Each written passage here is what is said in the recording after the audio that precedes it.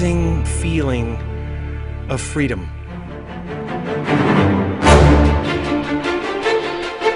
I saw that I was bigger than what I do. I was bigger than my body. I was everything and everyone. Where one is able to understand that this body is simply a garment, just as we change clothes from day to day, that the body is simply being used by the soul. And as I looked ahead, there was this pure white light. It was whiter than the whitest snow and brighter than 10,000 suns ahead. I could look right at it, and it was compelling. It was compelling. It was compelling.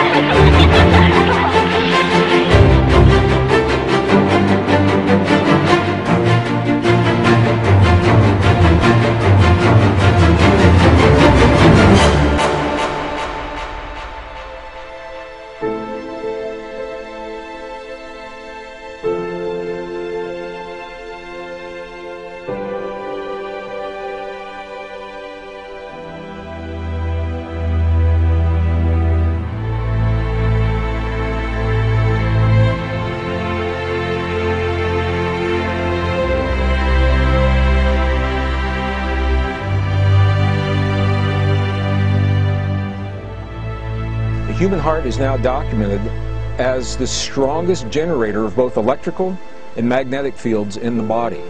Now this is important because we've always been taught that the brain is where the action is. The brain has an electrical field, it does have a magnetic field, but they're relatively weak compared to the heart. The heart is about 100 times stronger electrically and up to 5,000 times stronger, 5,000 times stronger magnetically than the brain. And the reason this is important is because the physical world as we know it is made of those two fields of energy, electrical and magnetic fields of energy, electromagnetic fields. Our own physics books now tell us if we can change either the magnetic field of an atom or the electrical field of the atom, by doing that we literally change that atom. We change the stuff that our bodies in this world are made of. And it appears now that the human heart is designed to do both, to change both the electrical field and the magnetic field of our bodies and our world, and they do so in response to the emotions that we create between our heart and our brain.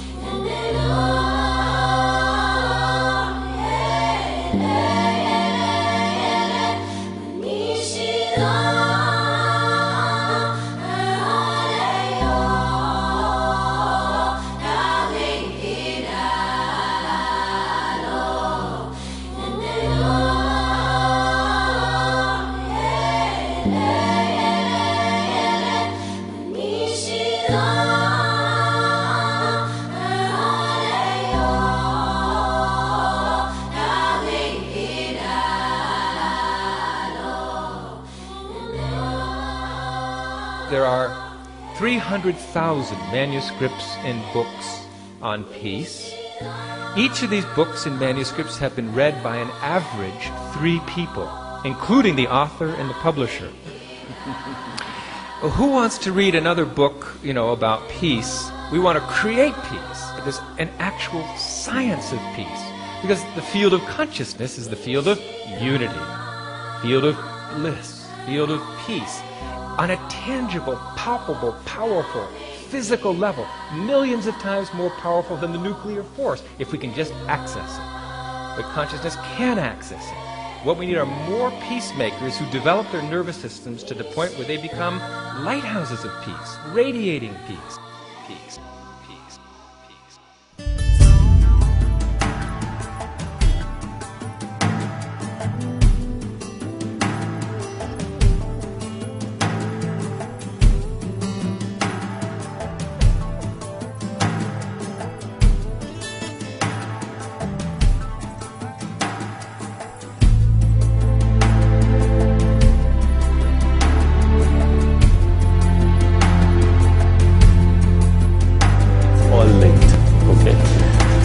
But when it comes to a tsunami or shift in the tectonic plates, if you really believe in consciousness, even that you would say has a connection to turbulence in the collective mind, because we are part of nature, right? You are part of nature. You're not outside of nature. So if the collective mind is turbulent, nature is turbulent. We tend to separate ourselves from nature, but we're not. If we settle down, maybe nature will settle down.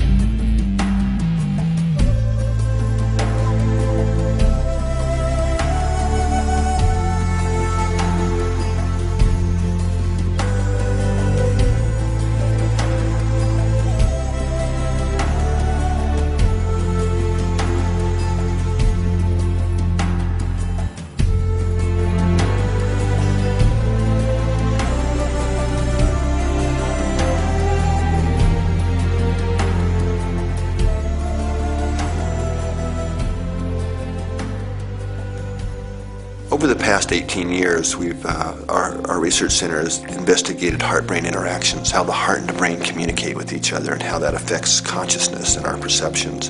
One of the things we identified in our research was the state we now call coherence. And what we found was that when we're feeling positive emotions, like we're really appreciating the sunset, or really feeling love or compassion or care for someone, that the heart beats out a very different message.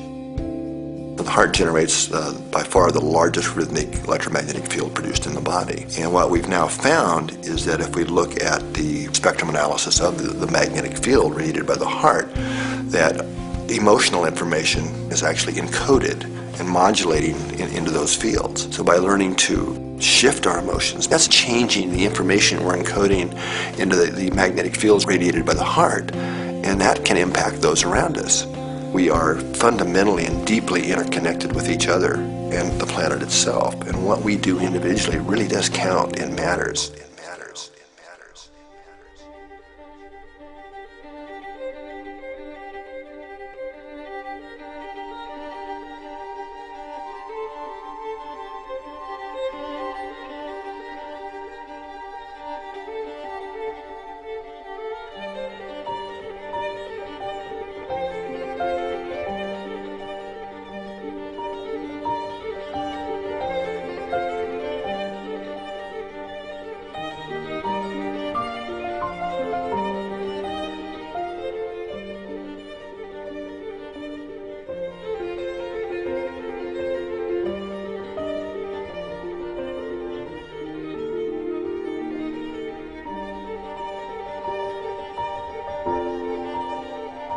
but resurrected in a way by one man who says he has discovered behind me here not only the first pyramid on the entire European continent, but the largest, biggest valley of pyramids in the entire world. In only a few months of excavation, plenty of stonework has already been discovered. Samir used satellite, thermal, and topography analysis on tens of thousands of hills in his search for pyramids. Instead of thousands of hills, we found 9 of them, 5 of them being located in this valley. You have perfect geometry and you have cardinal points.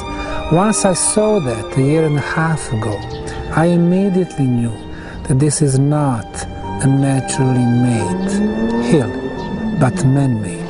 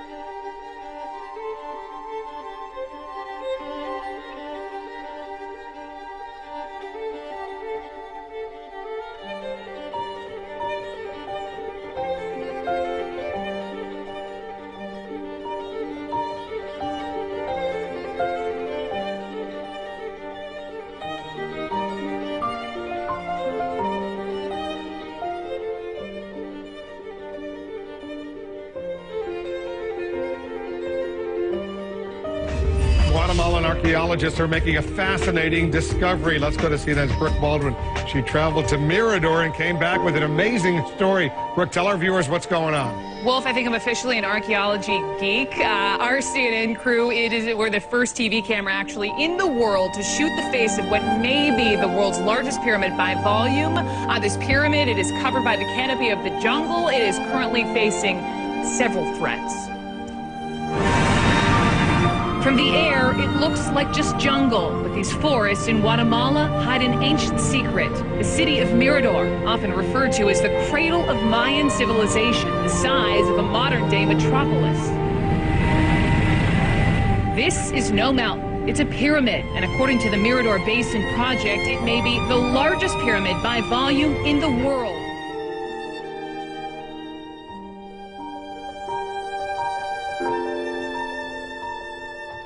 At the very end of the Japanese archipelago lies Yonaguni, shrouded in mist and mystery.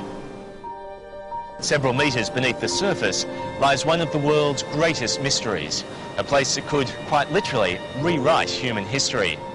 No one can be entirely sure what's down there, but many experts are convinced it's the remains of a vast and ancient underwater city, a lost civilization, a Japanese Atlantis.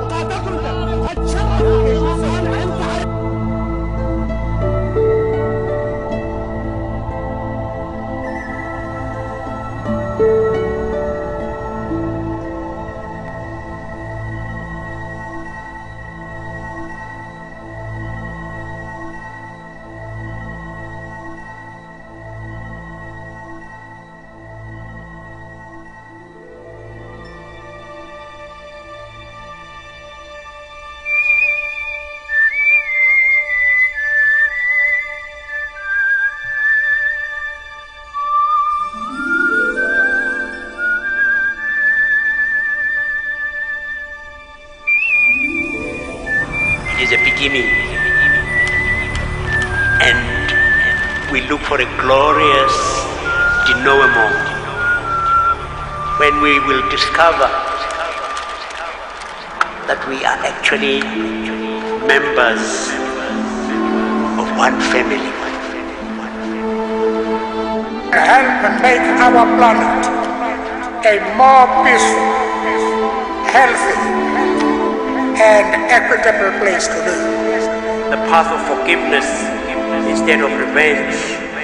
The path of reconciliation instead of retribution. I believe that in the end, it is kindness and generous accommodation that are the catalyst for real change.